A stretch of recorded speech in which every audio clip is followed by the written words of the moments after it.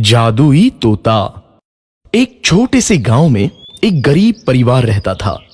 उस परिवार में रामू और उसकी बीवी सीता उसके बेटे चिंटू के साथ रहते थे। उसी गांव में एक तोता भी रहता था।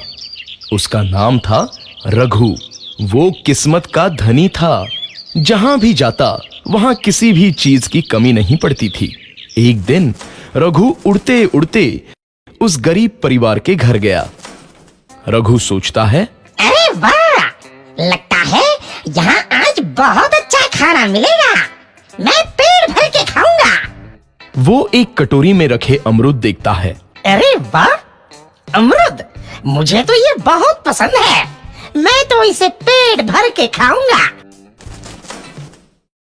रघु तोता अमरूद खाने ही लगता है।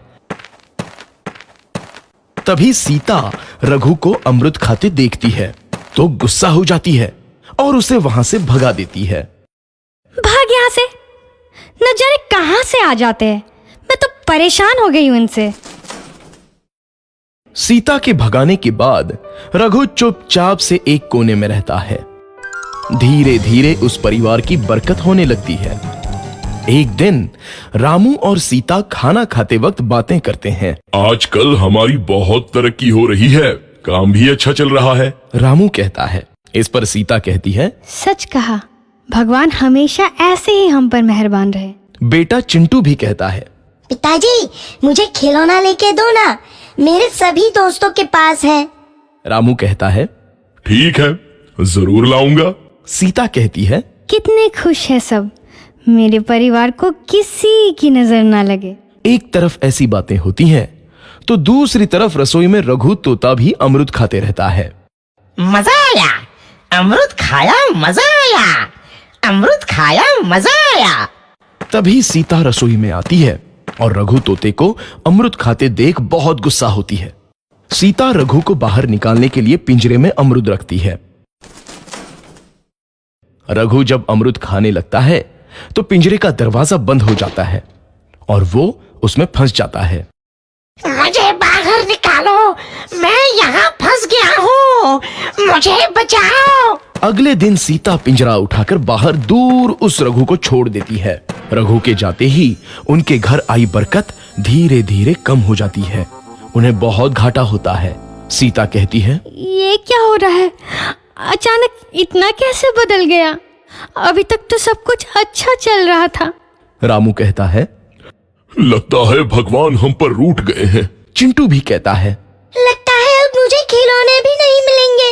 और वो रोने लगता है और बाहर चला जाता है। कुछ दिन बाद रघु तोता फिर से उस घर में आता है।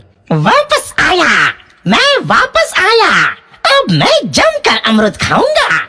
रघु सीधा रसोई घर में चला जाता है और अमरूद खाने लगता है। कुछ देर बाद सीता रसोई में आती है और रघु को देख कहती है, एक तो घर में पहले से इतनी दिक्कत चल रही है और ऊपर से ये तोता मुझे और परेशान कर रहा है। सीता रघु को वहां से भगा देती है। रघु उड़कर किसी कोने में छुप जाता है। कुछ दिन बाद धीरे धीरे उस घर की बरकत वापस आने लगती है। काम भी अच्छे से चलने लगता है।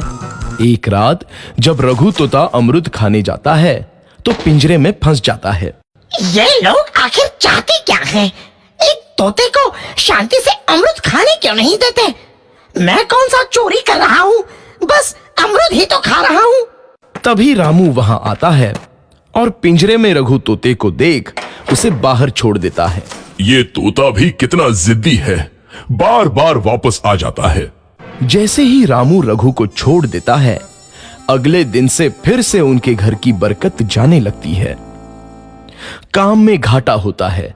किसी को समझ नहीं आ रहा था कि ऐसा क्यों हो रहा है। रघु तोता घर आता है तो अचानक बरकत आती है और जब रघु तोता को बाहर निकालते हैं तो बरकत चली जाती है। एक दिन सीता रघु तोते के घर आने और बाहर जाने की स्थिति पर नजर रखती है।